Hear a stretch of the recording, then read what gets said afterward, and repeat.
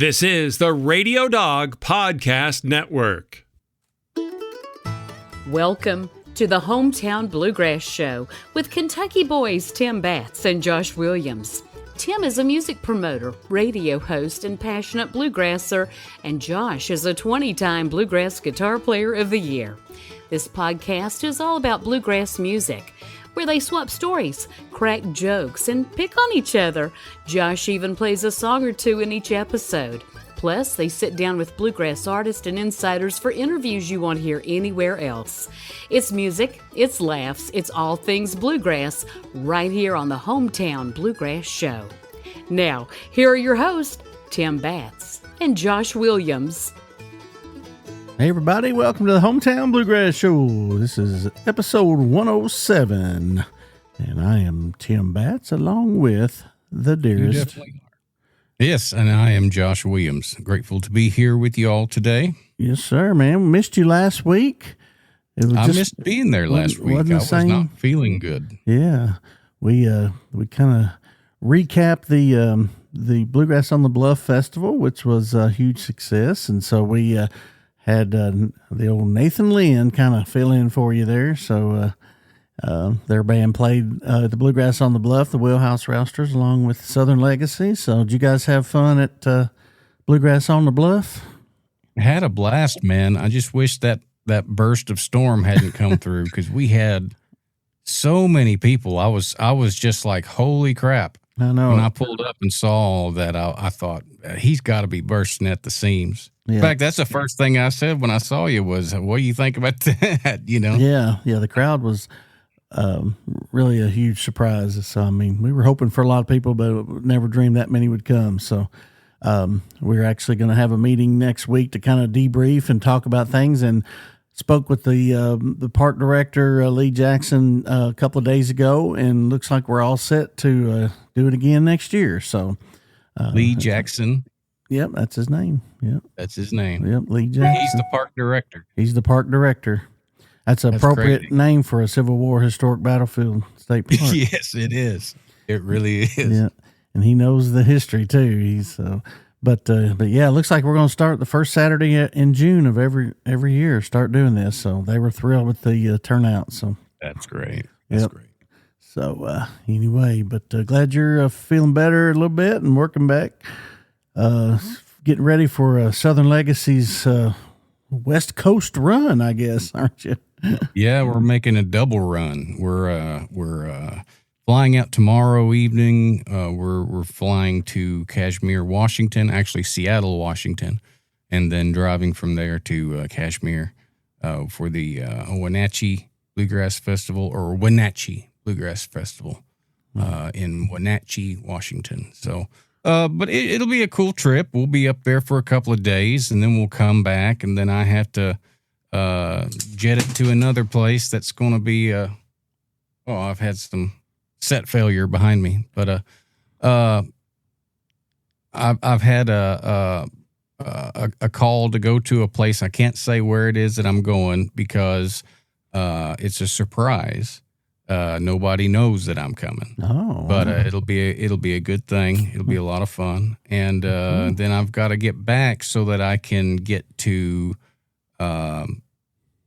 the airport and fly to California. Wow. Yeah, so it's out west, back home, out west. That's the double run, I guess. Yeah, so cool, man. Well, good deal. Well, Southern Legacy's got lots of gigs going on, and I'm glad you guys came and played at the Bluegrass on the Bluff. It was a pleasure to have you, and sorry about the rain. I'll try to make that hold off next year. So, well, there's little control over that, especially. A lot of them storm cells or whatever, they'll cross the Mississippi and gain strength, and there ain't much we can do about it when we're right there at the Mississippi. Yeah, we literally watched it roll across the Mississippi River as the rain just kind of crept on in. So, but anyway, it was kind of a weird thing to watch. It was, but anyway, we went back, and most people came back and ended up with a good show. So. But excited about our guests this week. We got the great Darren Nicholson is going to be joining us here in a little bit. So we're excited to talk to him again. He was on one of our early episodes, like almost 2 years ago, I guess. And so excited to talk to Darren again and see what he's up to. He's played a lot of shows since we had him on last time. So sure he's got lots to talk about. So, oh yeah, he's been busy. Absolutely. So, well, we definitely need to mention we lost a great one in Bill Cody this week. So sad day for music. Yeah, that made me really sad to hear that. Bill was such a great dude. We actually, I was talking about this earlier to somebody, but I almost remember being around him one time and he just knew so much about me. I kind of got that impression of he must have like really read up on me before I got there. And then he asked me something that I know he didn't find on the internet, remembering about when I did a show and blah, blah, blah. And I was like, okay, this guy actually does know who I am. Yeah.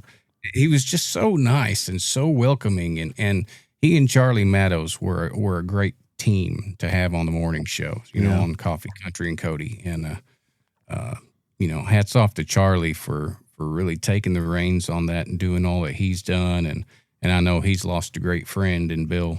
In fact, I got to message him the day that I heard the news. And, it's crazy how quickly, you can be fine and until you're not, then you're not. Yep. Absolutely. Well, we were supposed to have Darren on last week, and then he had got called, or earlier this week, and he got called to play the funeral there at the Grand Ole Opry. So I'm sure it was a great homecoming for lots of people, and sad way to have to meet up. But Mr. Bill was a legend, and it's going to be missed for sure. Absolutely. Well, cool, man. Well, we're going to get on with the rest of the show. We got some great sponsors to thank. We're also going to do something a little bit different in this episode. We're also going to add in a kind of a sponsor segment. We've had a few sponsors that have been with us from the beginning, and one of which is the Lakehouse Inn. Miss Cindy Cook, the owner, is going to join me on the phone here in a little bit, and we're going to talk to her and get a little give you guys a little insight as to what the Lakehouse Inn is all about. You've probably heard them on our show since the beginning and hear us talk about it, but you're going to get to hear straight from the owner about all the great things that they do and what they do for music.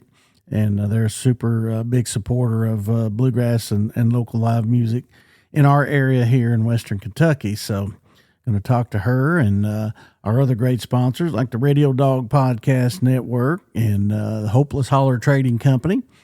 Just go to hopelessholler.shop, and we actually have Hometown Bluegrass Show merchandise on there. You can buy our shirts and hats and other great things on there. And so be sure and check those out, along with Paige Capo and McEwen Guitar Picks. They were super nice to donate some stuff to give away at the festival, so we do appreciate them for that. And also our latest affiliate is Bluegrass Unlimited magazine. The fine folks at the Bluegrass Hall of Fame and Museum in Owensboro, Kentucky, wanted to be a part of what we were doing, and we were super excited to welcome them here. So if you love bluegrass music, then you need the great magazine, Bluegrass Unlimited. It is the leading magazine for bluegrass fans since 1966, published by the Bluegrass Music Hall of Fame and Museum in Owensboro, Kentucky.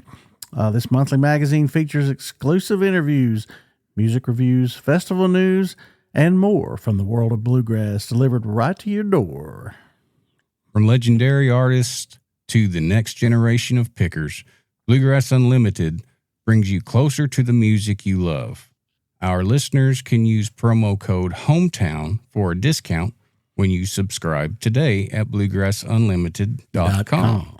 So check them out and get your copy of Bluegrass Unlimited magazine today. So thank them so much. Also, we're kind of doing a new thing. Also, I don't know what we're going to call it. Maybe we call it Tony Tuesdays or something, but we've shot some videos of Josh doing some Tony Rice licks, kickoffs, lead breaks, and things. And we're going to continue to do that because it's been a big success so far in the first couple we posted. So go to our Facebook page, the Hometown Bluegrass Show, and got some videos that I shot of Josh doing those, and you'll enjoy them. And you can check them out and see both his hands and and watch what he does on those kickoffs. So I get chastised sometimes if I don't video right and show both your hands. So anyway. Oh, that's funny.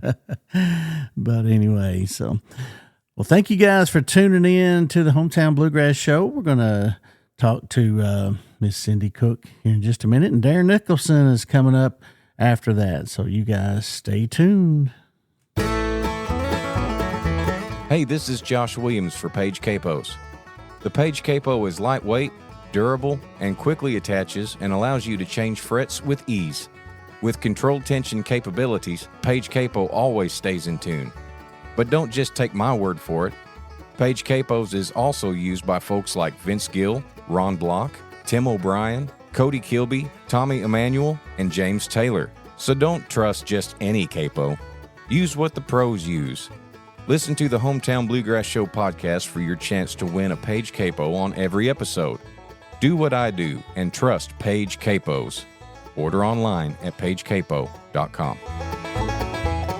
The Lakehouse Inn at Sled Creek has undergone complete renovation in 2023. Our outdoor space is unlike any other at Kentucky Lake. With 2 in-ground pools, 18 rooms, and 4 cabins, we're just a stone's throw away from Kentucky Dam. If you're looking to make memories with your family, this nostalgic inn is for you. Welcome to your lake house, where modern meets rustic and becomes home. Reserve online at lakehouseinn.com. Looking for expert insurance advice from a team that truly knows Western Kentucky? At Paducah Insurance Agency, we're more than just policies. We're your neighbors, helping you protect what matters most. With locations in Paducah and Benton, Kentucky, we offer home, auto, business, and life insurance with top carriers like Erie Insurance, all at competitive rates. Locally owned and committed to your peace of mind, Jared Morgan and his team are here to help. Call Paducah Insurance Agency today at 855-853-4763 or visit paducahinsurance.com. Paducah Insurance, coverage you can count on from people you trust. Howdy, friends. I'm Banjo Ben Clark, and you're listening to my good buddies Tim Batts and Josh Williams on the Hometown Bluegrass Show. You've tuned in because you like valuable conversation about the world's best music. And if you want more good stuff like that, come on over to my website, banjobenclark.com, where you can learn how to play and purchase anything you might need when it comes to bluegrass-related instruments and accessories. My Gold Pick members over there can access hundreds of lessons for banjo, guitar, and mandolin with all kinds of resources to help you move on down the road with your picking skills. And if you're looking to purchase something, the deals can't be beat at Banjo Ben's General Store. All there on the same website, banjobenclark.com. Now back to the show. Hello, everybody. This is Darren Nicholson, and you're listening to the Hometown Bluegrass Show. Hey, everybody. Welcome back to the Hometown Bluegrass Show. This is Tim Batts, your host, and Josh and I decided we wanted to start something new in our podcast episodes. We've decided we want to do like a sponsor segment in each episode that we do. And we've got several sponsors that have been with us since the very beginning. And I've got one of those with me right now. And that is the owner of the Lakehouse Inn, and that's Cindy Cook. How are you, girl? Hey, I'm good. How are you? I'm doing great, This is my very first podcast in my whole life. Oh, hush. I've seen you on all kind of videos. This is your first podcast? Yes, podcast. Wow. Well, we did all the YouTube videos during the reno, but no, this is your official podcast. How exciting. That is really cool. Well, we are excited. I know people who've been our fans, and we have a lot of them, and a lot of people have gone back and listened from episode 1 all the way up through 100 and whatever. And so they've heard the name Lakehouse Inn from the beginning, and you're one of the wonderful people who, through our relationship and our business work that we've done, and you've you love supporting local music and things, and so we're just really appreciative of your support for the Hometown Bluegrass Show and really all you do for live music here in Western Kentucky. So, I do. I love some live music. That's my favorite thing, favorite pastime, favorite thing to do, especially on a Friday or Saturday night, is listen to live music. I know it. Well, you have a wonderful place to do that, and I wanted people to kind of learn a little bit more about what the Lakehouse Inn is all about, where it's at, what you guys offer. I'll go ahead and say this first, and we can say it again, but lakehouseinns.com is your amazing website with tons of great information on there. And of course, that's where they can book their rooms and all that. But tell people what it's like to stay at the Lakehouse Inn. Oh, I hope that it's like the greatest place they've ever been. It's what we try really hard to do. I don't know if anybody knows the history of that. The Lakehouse Inn at Sled Creek is a renovated motor court. For years and years, since the early 60s, there was a motel called the Bel Air Motel, and it housed reunions and family vacays and fishermen for years and years. And Brad and I bought it in October of 22 and shut it down for a little while and gutted it and did a renovation on it and put in swimming pools. We added on to the lobby, made it more kind of feel like a living room. And since, I guess, when we officially opened, which would have been summer of 23, we have reunions that come and have been coming to the Bel Air for 41, 42 years. They're still coming. It's kind of just a laid back little place to stay with some really, some luxury touches. Mm-hmm. We tried to make the comfy and not super upscale. I don't want people to feel, like they're in a fancy schmancy place, but we did try to make it, super nice, have amenities that people love, like, the 2 pools. We've got an outdoor game area. Of course, breakfast is included, but we have espressos and we'll make you an ice flavored coffees. And the pools are heated and cooled, which is one of the very best things about the whole hotel, because we can keep the pools open. We can open them early and then keep them open into October. Yes, absolutely. And that is one of the key features in my mind is the pool. It's probably the centerpiece of what's going on around there. I know you guys, I think, have been in the pool business for a long time, so you had some ideas and connections on how to make a great pool. And my company DJs and karaoke's there around the pool and does some things like that. But I mean, this pool is nice. I mean, fountains and lights and heated and cooled, and what a great area it is. It is. People love that. And the pool is kind of the centerpiece for all the things that go on. We do have a couple of pavilions, but we try to have, as much of the music and entertainment as we have. We try to have it poolside if we can, if the weather permits, because guests like to be able to hang out in the pool or hang out on a lawn chair and be able to hear the music, because we're not just having just music. We'll have foam parties and we have bourbon tastings and we have, face painting for the kids and poolside bingo and dirty soda bars, all kinds of things like that too. And we try to keep it all out there together, right? Because that way you're not having to traipse all over the place, all over the property. Everything that we're doing is kind of right out there together, because there's that huge fire pit near the pool and sometimes people want to sit there. So I don't know. We try to keep everything pretty centralized around the pool, especially during the summer season. I mean, yes, we love having our local DJs, our local music. It's always fun. Karaoke sometimes brings out the best in people. Oh, absolutely. I've seen it firsthand. Yep. Yeah, absolutely. Well, you guys are not only, your facility is a great place to be, but you also have a big draw in our area, obviously, and that's Kentucky Lake. So you guys are just a hop, skip, and a jump from the Kentucky Dam area in the north end. And so, I mean, that's a huge draw too. And so that has to help. Yeah, it is for people who are, for the fishermen who that's where they like to put their boats in. It's close to that, there's a beach down there. Mm-hmm. And a lot of people, they'll stay at the hotel, they'll spend some time at the pool, they'll go down there to the beach or eat at Harbor Lights restaurant. Mm-hmm. So it's super close to the lake, and that I think people like the convenience of that. Oh, absolutely. Well, I've been to the Bel Air Motel years ago, and I'd seen it and had, I've seen the transformation firsthand, come from what it was to what it is now. And it is quite an amazing transformation. So I know you guys also, you have really nice rooms, but you also have some cabins and things too, don't you? Yes, and you can't even see them from the front, so a lot of people don't know they're there. Right. But we do have four cabins in the back. Every room has a kitchenette, too, by the way, a mini fridge and microwave and sink and things like that. But the cabins have full kitchens. So if that's, if you're thinking you're going to stay for a week and you'd like to cook your own meals or hang out, they also all have their own grill. Right. So you can, cook your burgers or whatever it is you want to do and have some s'mores and then head back to the pool. Right.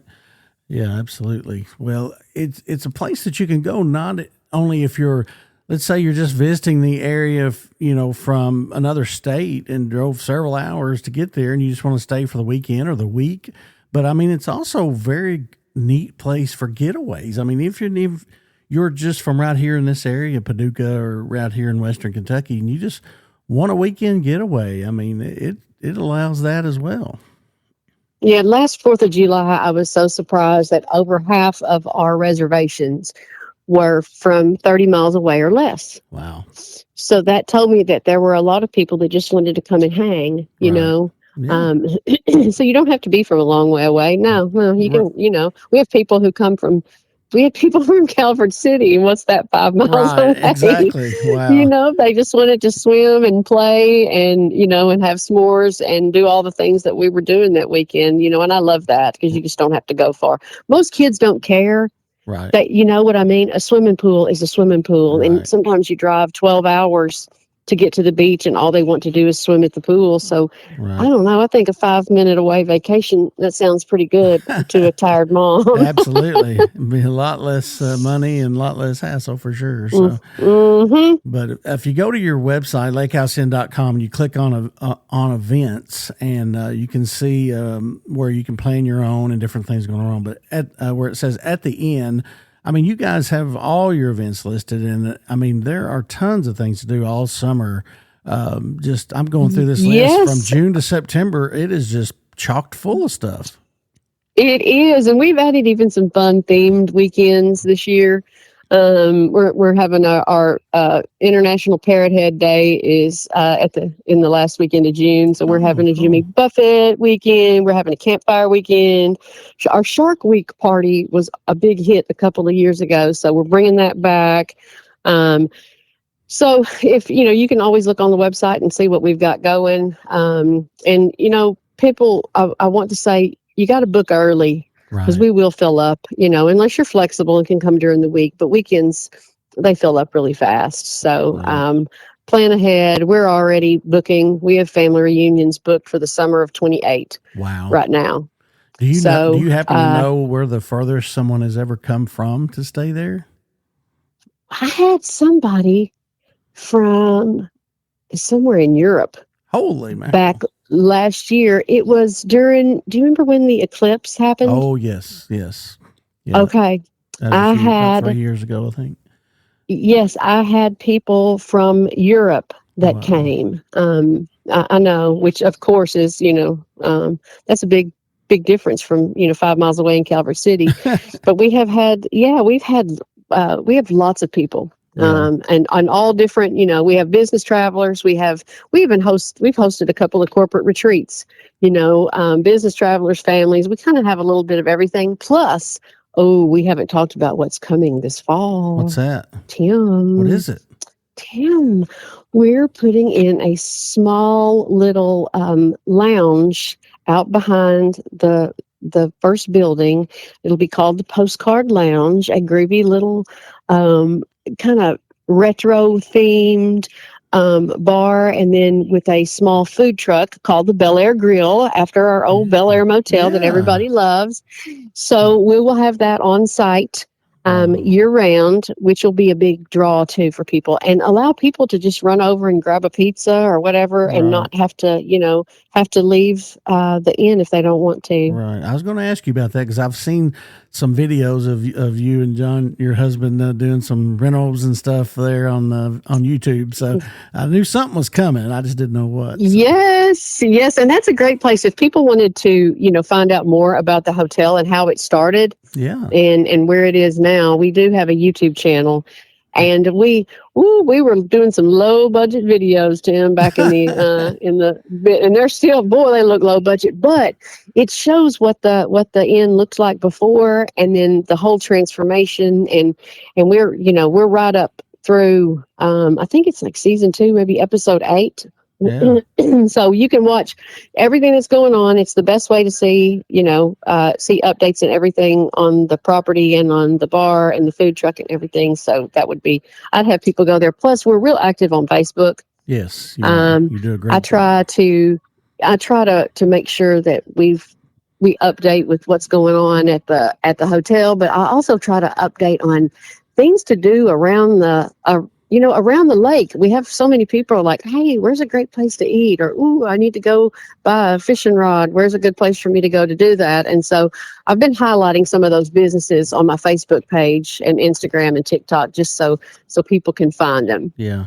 Well, yeah, people love to see what you have to offer in video or pictures, and your website does a great job of that. There's tons of pictures, and a lot of places don't have that, and you guys have done a great job with photography and what's in the area and all those things. So I commend you and your staff all that. You did a great job with that. I have a great staff. I have such a good staff. Yes. All local gals, and they do an excellent job. Yeah. Excellent job of taking care of our customers. Yeah. Everyone I've ever come in contact there has just been super nice and very responsive, and makes it nice. So, but so anything else coming new besides the bar and grill, the food truck thing? Or that's all. I got 2 weddings this fall. I know you. I got 2 weddings this fall. I'm tired. I know, and I know your mind never stops. I know you well enough to know that, so I know you're thinking of something to come up with next. I'm always thinking of something. Yes, so stay tuned. Watch that YouTube channel, because that's where I would announce it. I do have something up my sleeve, but I got to get this bar and food truck going first. So that's priority number 1. Absolutely, yeah. You got to get from A to B to C before we just jump to E. Yes, right? we do. You do a great job. And I mean, people, if you're in the Western Kentucky area or want to come, and this is the place to stay. There's not a better place in all of the Kentucky Lake area and around the stay than the Lakehouse Inn. And you do so much for the community. You do so much for live music and bluegrass music, and we appreciate that support. We have that festival in October, the first Saturday in October in Calvert City, which is just 5 minutes down the road, and you've always been so supportive of that. And so if you're coming to that festival, we already have a great lineup for that. And be sure and go to lakehouseinn.com and book your room now so you can be there. Oh, it sounds like we need a promo code, Tim. I know it. Let's come up with that after we get done talking. Yes. Excellent. Absolutely. Well, thanks, Cindy, for supporting the Hometown Bluegrass Show. And most of all, thank you for all you do for everything in our Western Kentucky area. So, glad to do it. And thank you for taking the time to talk to me today. I appreciate it. No problem. Thank you. Hey, everybody, and welcome back to the Hometown Bluegrass Show. We appreciate you joining in. I'm your host, Tim Batts, along with my dearest friend, Mr. Josh Williams. Howdy, everybody. And we are tickled. This is a great episode. We're been looking forward to having our good buddy back on. He made an early appearance back in the old days, but that's right. Yeah. But one of our first guests. Exactly. But we are super excited to have our dear friend Darren Nicholson. How are you, buddy? Hello, gentlemen. I'm doing great. Glad to be here. Man, we're glad you are here. Are you at home in North Carolina today? I'm at home in North Carolina. I've been in Tennessee almost a week, and so I'm glad to be home. I've been Jennifer's been catching up on laundry, and I've been on the lawnmower today. So well, good. Yeah, I'm unburnt, and I'm just thanking the Lord that this podcast was coming up. That was my excuse to get off the lawnmower. See, you're welcome. You can thank us later. That's what I've done the last 2 days is mow. So I feel your pain on the sunburn. So, but I didn't think y'all had yards in where you live. I mean, I thought it was too hilly for a yard. They're hilly. They're hilly. My buddy Ronnie Smith lived down in Marshall, North Carolina, and he bought a brand new Cub Cadet lawnmower. And he lived on this real steep bank, and not far from where Bobby Hicks lived down there in Marshall. And the bank went off into the Highway 25, the main highway down there, and it was all briars. And Ronnie got that brand new Cub Cadet too close to the bank, and it went off the bank. And he jumped off the lawnmower. He could have got killed, but he jumped off the lawnmower, and it just mowed a big strip all the way down that bank through the briars and everything, and then hit the highway, the asphalt down there, and that brand new lawnmower went into a million pieces, you know. And Ronnie got all beat up, and I said, Ronnie, what was going through your mind? He said, well, when I look back at that bank, I thought, if I had about 30 or 40 more of them Cub Cadets, I could get that whole bank cleared off. You'd be done mowing by now. It is a little more dangerous here. Oh my gosh, that's crazy. Wow. Well, isn't that how Raymond Fairchild passed away? Ultimately, isn't that what happened to him and put him in such bad shape? Didn't he fall off of He did have an accident on a mower, yeah. Yeah. It is hilly. I mean, there are places that my yard's got a place or two that's steep, and I've got a 0-turn mower. And then there's some of it that I push mow because it's a little steep. I live up on a hill here in beautiful Canton, North Carolina. Yeah. The home of Mark Pruitt. That's right. There you go. That's right. Oh, Doc, how's he doing? Man, Mark's great. I'm going to see Mark this weekend. Mark's and I've done a few shows together this year. He's filled in with the band. Good. He went to Alabama with us and played a gig, and then he's going with us this weekend. He's not playing on the show. He's going with us to call a square dance. Oh, wow. That's cool. Mark is a great square dance caller, and they did that for years and years at Bill Stanley's Barbecue in Asheville, which was a famous bluegrass haunt in Asheville. Yeah. And that was that kind of put Asheville on the map in the 1980s. But everybody in bluegrass music came through there. Ricky Skaggs and Jerry Douglas with the Whites. That's where Doyle Lawson hired Russell Moore, and Scott Vestal and Curtis was at Bill Stanley's Barbecue. And so there's a lot of history with the Mark Pruitt Band and Bill Stanley's Barbecue, but they played music. There was music 7 nights a week for 10 years. And Mark and them, I think they had 2 weeks vacation every year. And there were 4 or 5 years that they did lunch shows and did radio shows live from there. But they had cloggers and square dancers. So Mark can call a square. He's a great banjo player, obviously, but he can also call a square dance. And we're going to put him to work this weekend. That is crazy. That's awesome. I saw a picture of him on Facebook the other day. We had Stephen Hudson on a few weeks ago, and we were looking at pictures. And but Mark, I saw a picture of him on stage, and he wasn't smiling. And I thought it just stood out to me because every picture I think I've ever seen him, he's smiling. So, he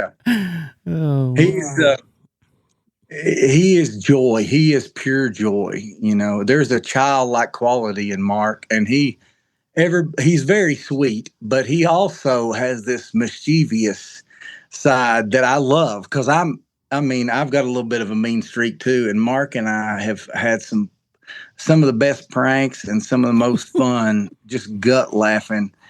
Dennis Parker was here at the house a couple of weeks ago, and we were playing music, and he was telling me some crazy stories of Mark on the road with the old Bluegrass Rules band, and I knew he was telling the truth because I've seen all those sides of Mark.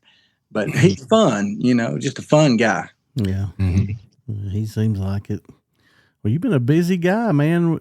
You've been all over the place, and I don't know if you're even aware of this or not, but, you know, the festival I'm promoting in Calvert City, Kentucky, right near Josh's hometown in October, we got you coming to play for us. So, that's fabulous. Yeah. So we got, I've been talking to Heidi, and so we got the Darren Nicholson band coming October 3rd to to Josh's hometown for our festival there, so or close to his hometown, I guess. So That's awesome. yeah, It's my home county. home county. Yeah, it's close. Yeah.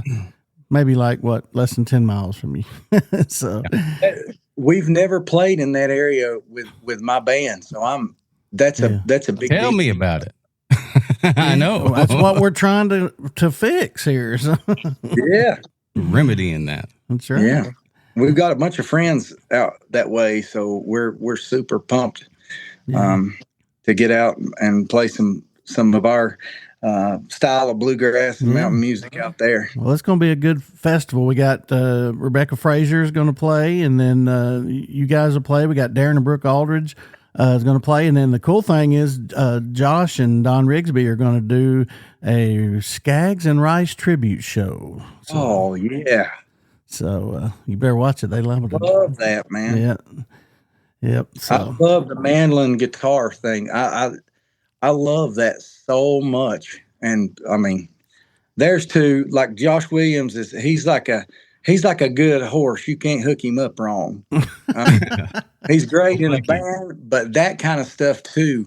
And then of course Don singing, and that's going to be that. I can't wait to see that. yeah, Josh needs you to bring your lore down so he can play that while he's doing Well, we'll that do it. We'll do it. Oh man.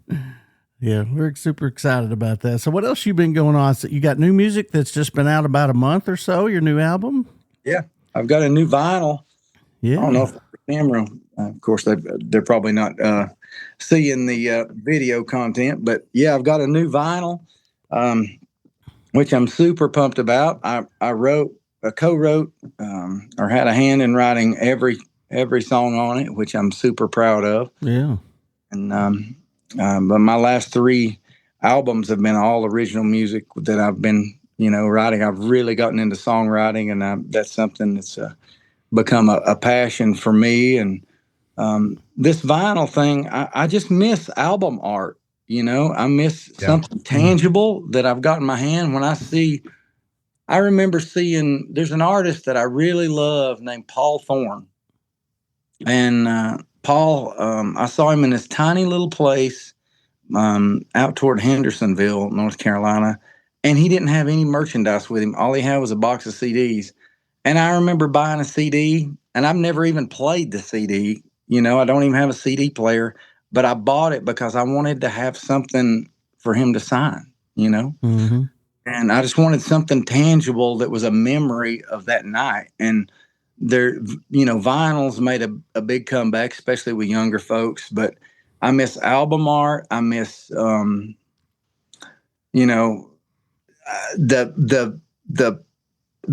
whole process of putting an album together. What's lost in singles to me, like I love the puzzle piece of putting an album together. Like these songs go together, like this tempo, and then follow it up with this groove or this key change or this, I love that part of putting an album together, but then I love the artwork part of it. Mm-hmm. Everything on the album.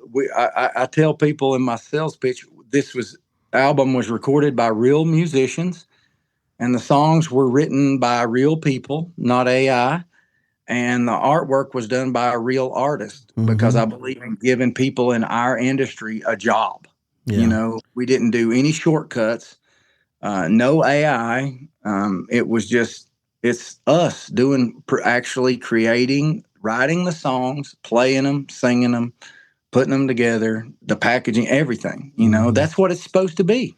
Yeah, it's funny you say that, because I actually noticed just pulling up Apple Music earlier to check out some of your latest stuff. All the artwork, I loved it. It stood out to me because you can tell it's similar. It's marketed in a similar way of all the latest singles that are on your new album and everything. And I love that. I love how it just goes together. So when people look at that art, a lot of times they'll be able to say, "Oh, that's a Darren Nicholson song right there." Yeah. So well, it's just thoughtful. It's something meaningful. The music means so much to me.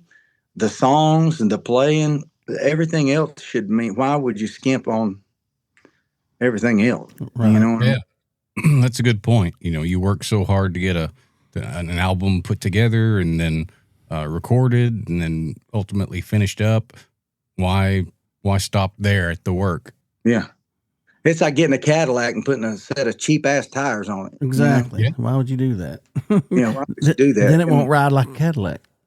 It won't, yeah. And the lady who done I did an album several years ago called Wanderer, and other than the first single, all of the artwork went along with the. I had an artist, and she did graphics for all of the singles, and there was a theme, and then she did the album cover. Well, I did the same thing with this, where each image was like a block from like a textile block, and then the vinyl cover actually looked like put all the blocks together, and it looked like a quilt. You know? I see that. Yeah, I see that connection now. That's cool. Yeah. So I don't know. It's something probably nobody cares about but me. But this is part of the art. Right. Well, it's just about being creative, and that's what you do. So you guys have a lot of dates coming up. You got a busy summer scheduled. Yeah. The band, I end up doing about 180 dates a year. And those we do a lot in Western North Carolina, but we are traveling some. We're going out west. We're going to spend about 3 weeks in Colorado, Wyoming, and Montana next month. And we do a few bluegrass festivals, but primarily, I've got the Darren Nicholson band, which is that's kind of my main gig. But then I also do a handful of shows throughout the year with Sean Lane. I do a little duet thing with Sean. I love making music with him, and I've seen quite a bit of that here lately, and I got to tell you, I love that. I love what the two of y'all are doing together. It's so good. It's so good. It's fun, and it's just so freeing, with two people, and you can't pull it off with everybody. You can pull it off with that guy. He's like a Josh Williams in the fact that you can't hook him up wrong. And he can. Well, yeah, he's a great one, man. And Dennis Parker, we've been doing several things. I do several shows with Dennis Parker, and then we've done a show or two as a trio, me and Sean and Dennis, and that was one of the highlights of my perform. When we didn't even really have a rehearsal, we just made a set list and kind of went with it. And one of the most memorable, fun times I've had on stage. I've got a feeling we're going to be doing more of that.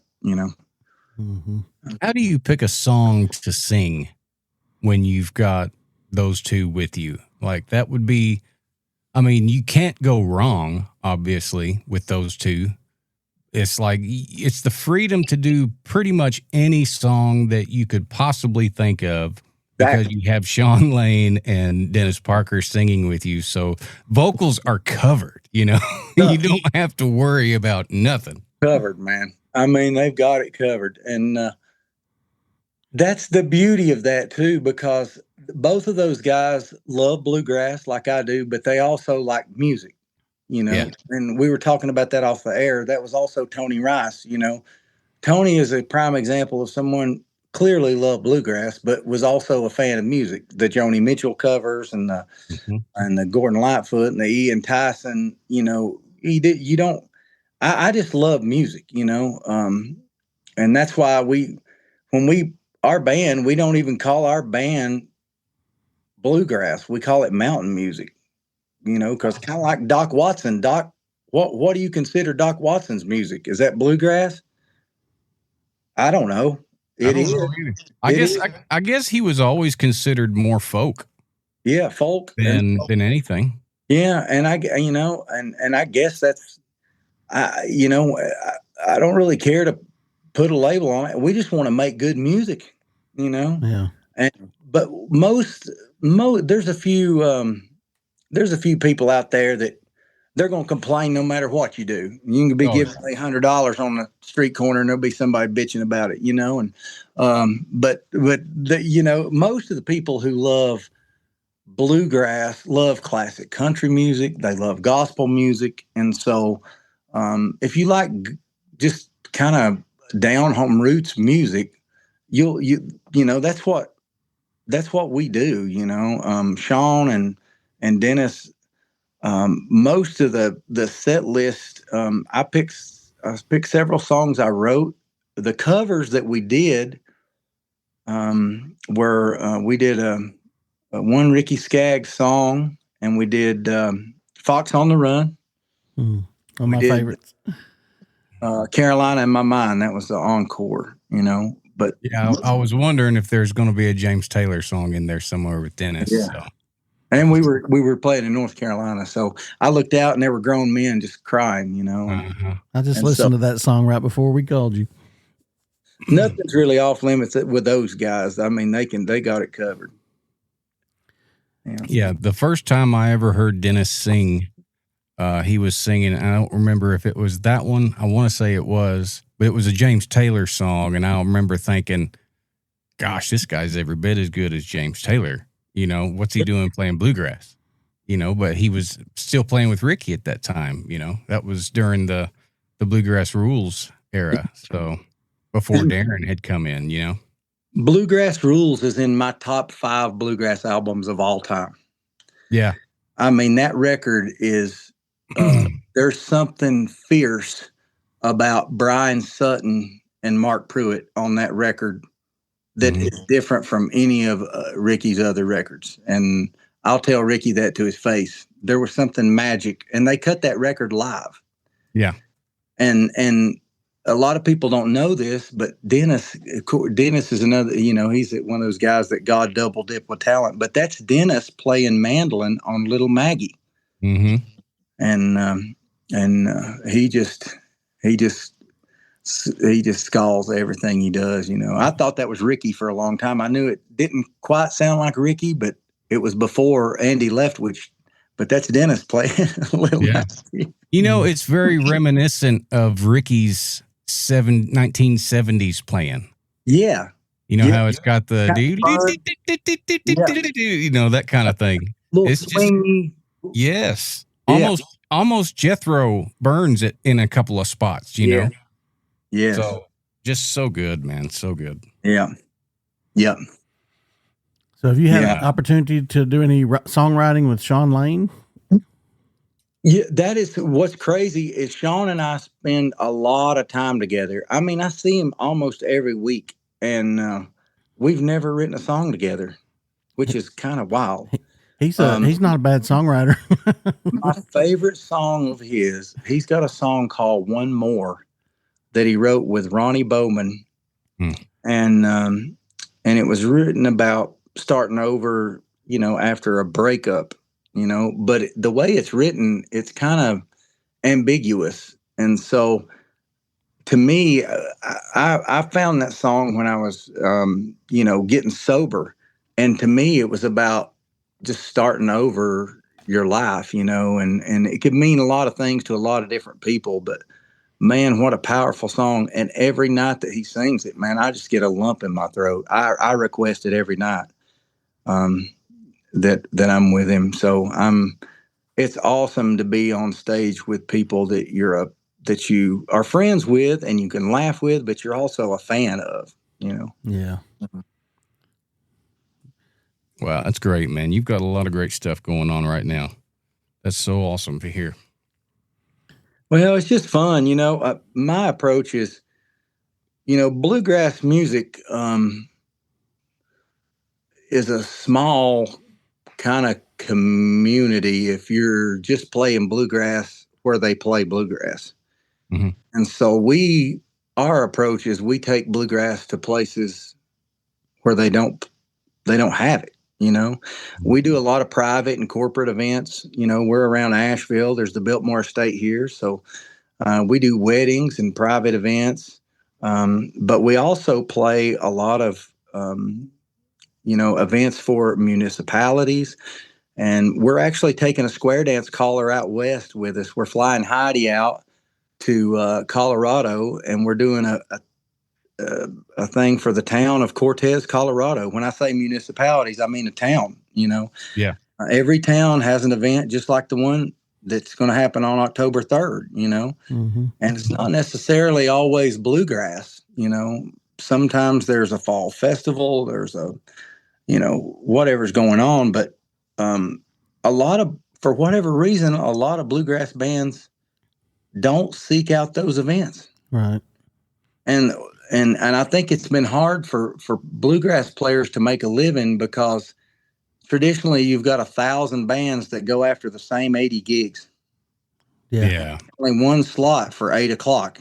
There's only one headlining slot, and so there's all this disappointment of like, well, why aren't we doing this? And I heard in a business conference several years ago, you can either sit and you can create a new path or sit and argue with an old gate.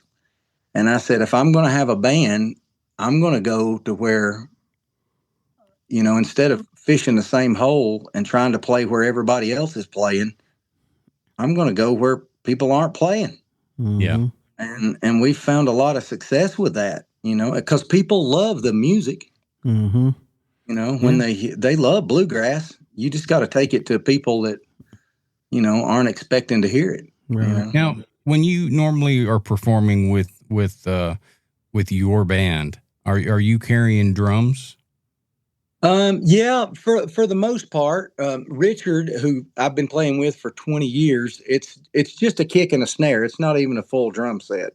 Yeah. It's a suitcase kick. It's not even a real kick drum. It's a suitcase kick and a snare. So it's very stripped down. But as you know, if you say drums and bluegrass, the first thing I think people think of is like Motley Crue or Styx or something. They think of like 9 toms. They go to like, oh, this is the loudest thing in the world. This is going to be, and all it is a snare. So I grew up on the music of Jimmy Martin, and my dad had bluegrass records. They listened to some Bill Monroe, but it was Jimmy Martin, the Osborne Brothers, Flatt and Scruggs, and Doc Watson, because I'm from North Carolina.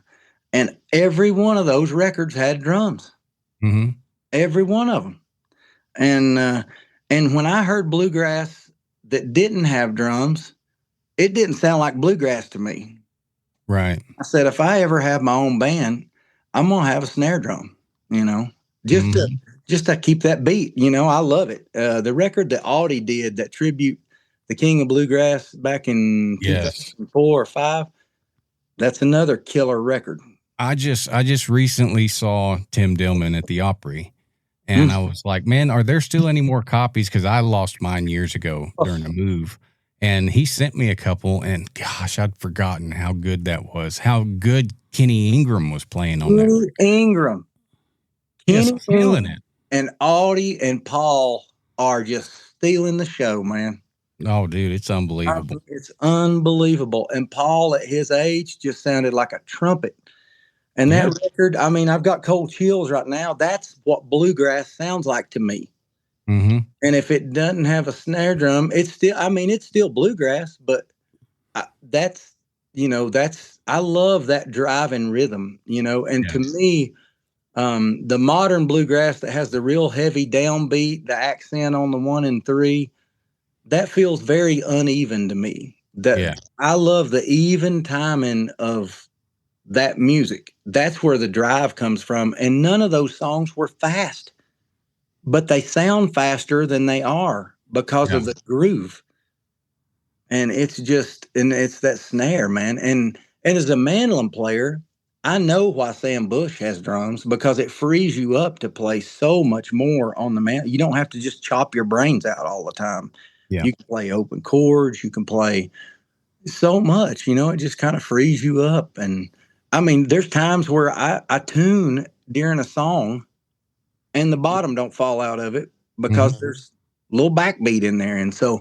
And we play a lot of square dance music. That's another element to what we do that most bluegrass bands and bands in our music have not have not tapped into is we're bringing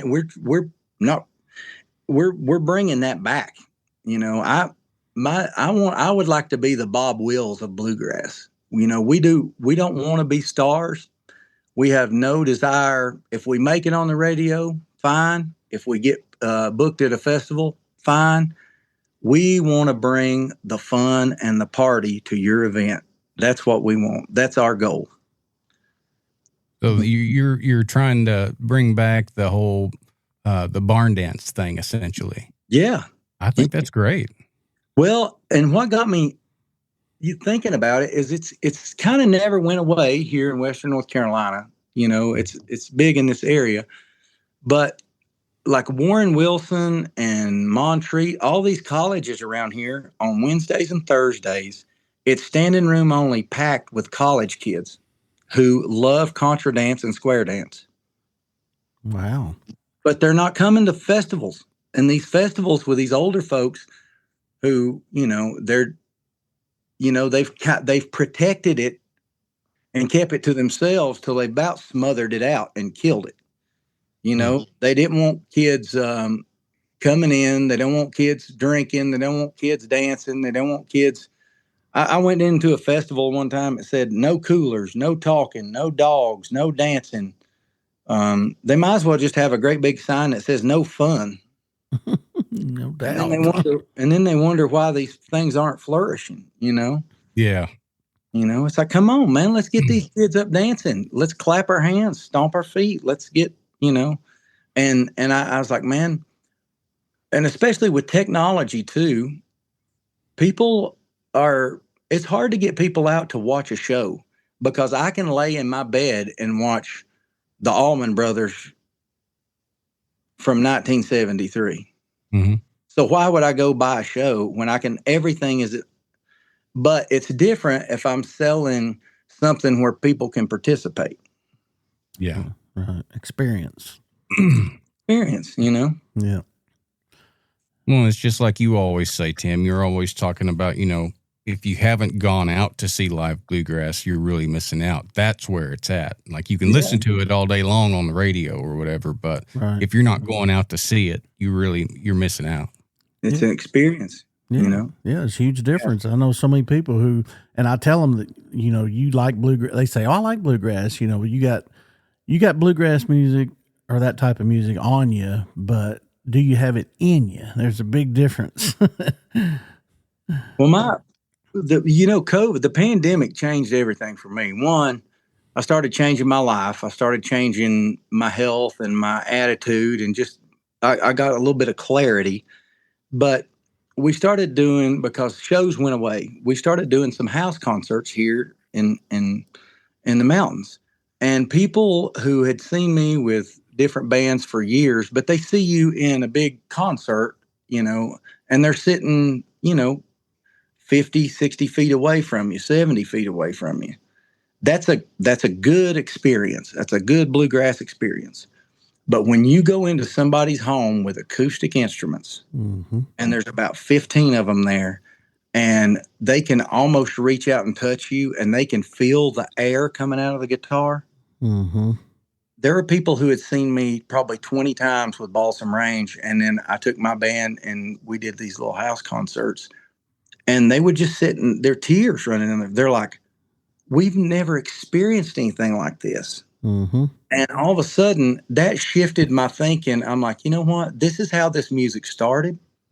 This is how this music intended.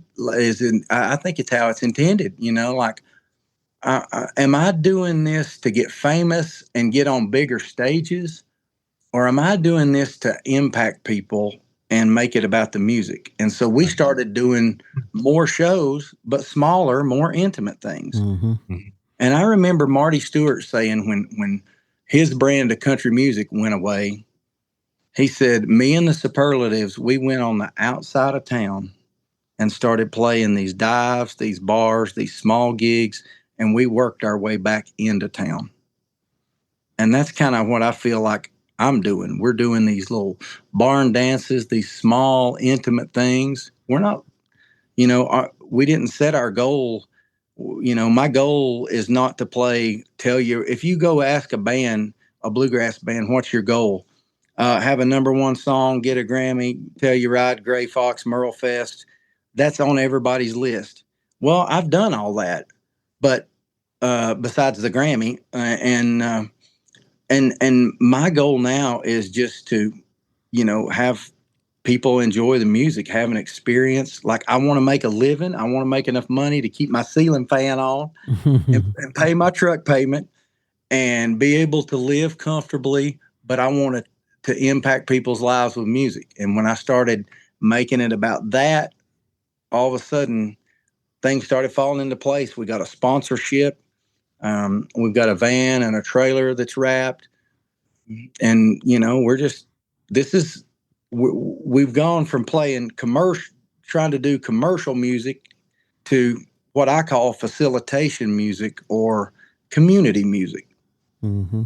It's a different mindset, but it works for us. It's not for everybody. Absolutely. One of my favorite bands of all time was when Brian Simpson had Cadillac Sky. I don't know if you remember that band. I love. Right. I mean, well, they came to Murray State University here in our area, and they were in this auditorium, and we didn't know it at the time. And well, they ended up having the concert on the stage, like the seats, it was couches and chairs.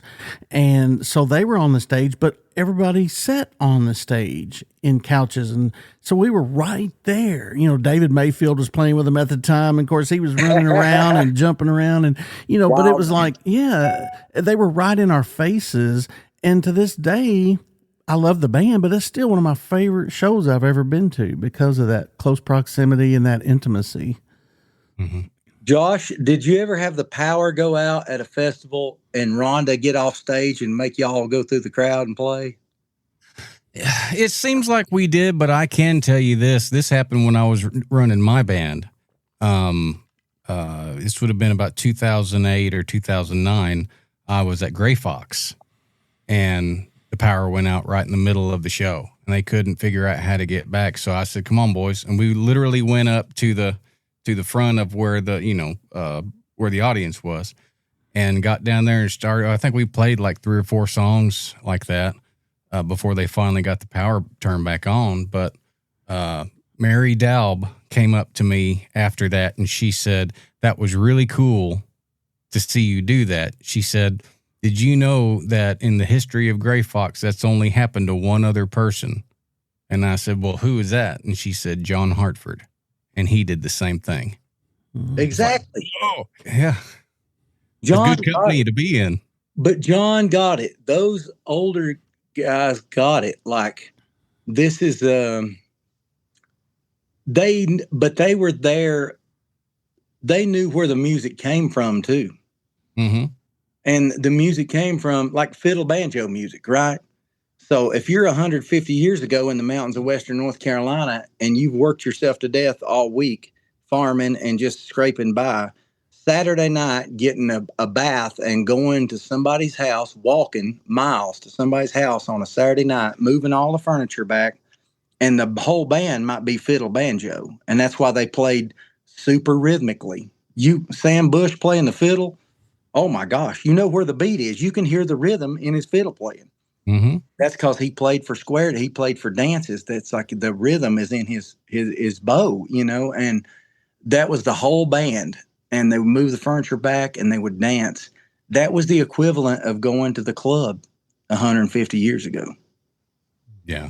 And those guys, they saw it in the 30s, 40s, 50s, 60s. The 60s were probably the last era where we were experiencing that in these little pockets in Virginia and Kentucky and these really rural areas. And that's the music my dad played. He was an old time fiddler, and he grew up playing these dances and things like that. So bluegrass is, I grew up in it, but there's also this element of just mountain living. Like, that's the way we entertain ourselves, like, I'm sure you all grew up like that, like, is it dragging instruments to somebody's house and just picking and, yep. What else was there to do? Right. Exactly. Exactly. Yeah, that's great, man. So who all is in your band now these days? Well, Richard, we alluded to the fact that he plays percussion. Mm-hmm. And then Kevin Sluter plays upright bass. Okay. Kevin's been around for a long time. He played with Josh Graves and Kenny Baker years ago. And Oh, yeah. a band called the Tipton Hill Boys with Chris Sharp and George Buckner. Oh, yeah, man. And great bass player and amazing tenor singer. Just a great old-style bluegrass tenor singer. And then Avery Welter plays guitar, and he sings all the parts. He sings tenor and baritone, and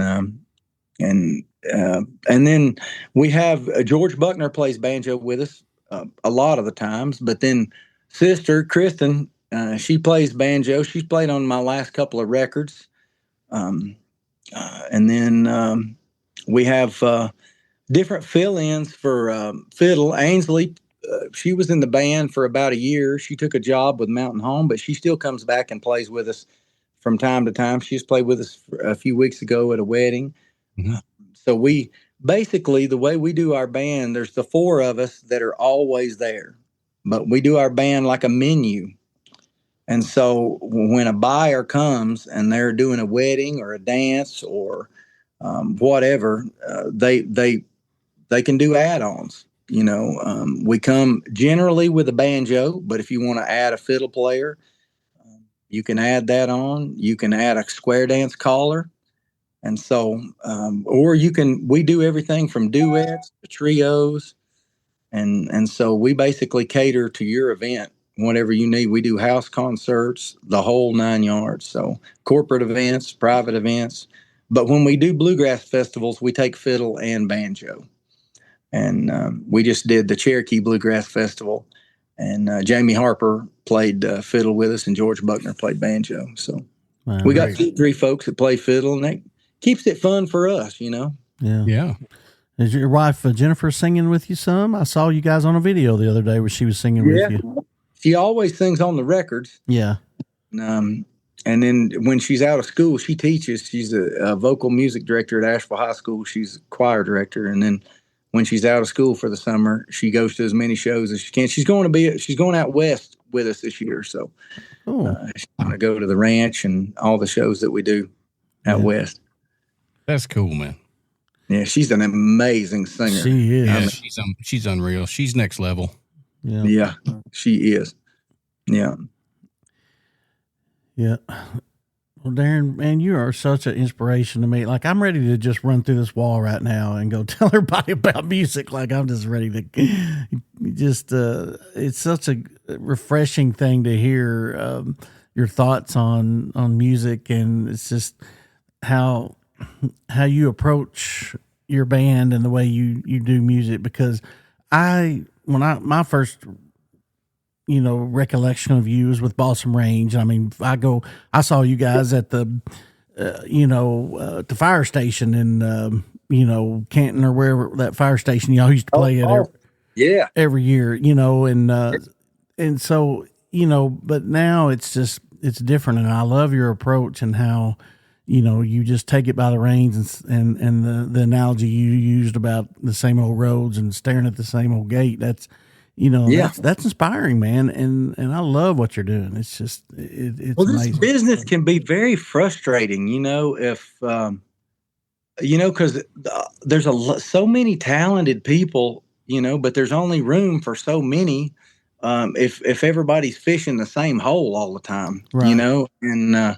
And it can be really, it's not this meritocracy either of like who's most talented, gets the, and it's not always fair. And so it's very easy to get a bad attitude. And so I've been guilty before of like just having a bad attitude. And and then I realized that I'm the problem. I've just got to change my attitude. I just got to do something different, Mm-hmm. And so I just changed my attitude. And I hate, because I've had friends too that get in this business and nothing lasts forever, right? Right. Some people,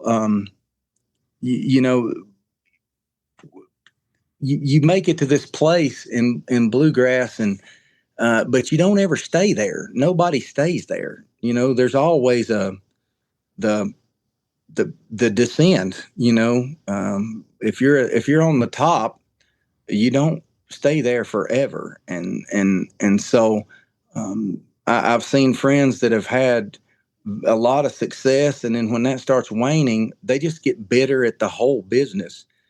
And I didn't want to become that person. I'm like, well, you know, I just need to change my business plan, my business approach. And I love the music, and I just want to figure out a way to do it to where I'm still playing the music I love, but I'm making people happy, and I can make a living doing it, and not be frustrated, you know. Mm-hmm. And so that's just kind of where I'm at. And I've been given a second chance at life and music, and I just want to enjoy it, man. Life should be enjoyed, not endured. And I sure as hell endured it for a lot of years. I'm there with you. Josh, can you relate? I can sure relate. That's awesome, man. Well, it's a pleasure and a privilege to talk to you, and I appreciate you taking some time. Jennifer just texted me and said that she needs you to get back out on that mower. So, okay. No, I'm teasing, man. But, we love you, brother, and we appreciate you for everything that you do. And well, you too, man. Wish you much more success. Hey, man, I love y'all, and I've been a fan of Josh Williams as long as I've known him, and there was that old guy here in North Carolina that played music named Ralph Lewis. And what I remember about Ralph Lewis, he played with Bill Monroe. Whenever I'd go see him, and I hadn't been playing long, Ralph would always take his mandolin off and hand it to me. And I always remember how Ralph made me feel. And when I first met Josh Williams, Josh was a big deal in the bluegrass music world. And I hadn't been, you know, he'd been around a lot longer, even though we're similar in age. He was way ahead of the curve on all of us. But Josh has always been so nice, so approachable, and just always made me, he was like, we were talking about Bill Cody earlier, just made me feel like a part of, you know, and made me feel like somebody. And I've always loved his music, but, you know, I love him for that. So I appreciate you saying all that, brother. Thank you, man. Thank you. Yeah. Well, thank you, Darren. We're looking forward to having you in our neck of the woods, October the 3rd in Calvert City, Kentucky, man. So you get all tuned up and ready for us. And tell your dad to quit hunting them poor, defenseless deer. Well, we're trying to make Josh look good in all his videos, you know. And for all you deer hunters out there, it's not a sport when one team doesn't even know they're playing, okay? Right, exactly. That's not a sport. Exactly. Exactly. All right, buddy. Well, thank you, man. Enjoy the rest of your week. Y'all. All right. We love you too, buddy. Talk to you later. Take it easy. God bless you. All right. Bye-bye. Well, it was so good to talk to Darren Nicholson. What a great guy, great musician. And, man, he just had me fired up about music. I could tell, man. I could tell you were really getting into that. Well, no, he was right, though. I mean, it was very cool perspective that he has.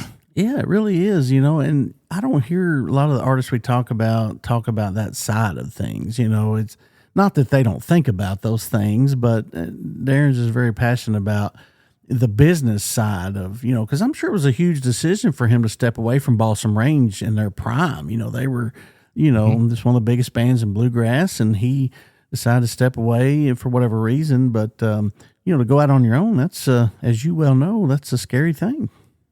Yep. So, sure is. I admire him for taking it by the horns and making a go of it, and sound like he's doing pretty good. So, yeah, but yeah, he is. Yep. Well, anyway, well, man, safe travels as you head to Washington with Southern Legacy, and I hope you guys have a great show out there and make it back safely. Yeah, thank you. I hope we do too. You know, I'm without divulging too much information. You know, I'm just here for whatever reason, been having a pretty difficult time. So yeah, always appreciate the prayers. Yeah, from anyone and everyone. Absolutely. We've got some great artists lined up that we're looking to talk to here soon, so you guys stay tuned. Try to get Joe Mullins on here soon, maybe Andy Leftwich. We got some great people lined up to talk to as always, and we're going to keep the hits coming, as they say. That's great. That's right. That's great, man. Yep. And special thank you to all of our sponsors again: BanjoBenClark.com, McEwen Guitar Picks. No, that's not McQuan. That's McEwen Guitar Picks. Page Capos, the Lakehouse Inn at Sled Creek, Paducah Insurance, HopelessHoller.shop, and of course the folks at BluegrassUnlimited.com. That's right. Well, thank y'all for joining us this week. We'll talk to you next week. And always remember, if you got time to breathe, you got time for music. Bye-bye. That's going to do it for this episode of the Hometown Bluegrass Show. Thanks for spending some time with your hosts, Tim Batts and Josh Williams. We hope you learned a little and laughed a lot. Don't forget to subscribe so you never miss an episode from the heart of bluegrass. Until next time, keep picking, keep grinning. Tim and Josh look forward to seeing you down the road. This is the Radio Dog Podcast Network.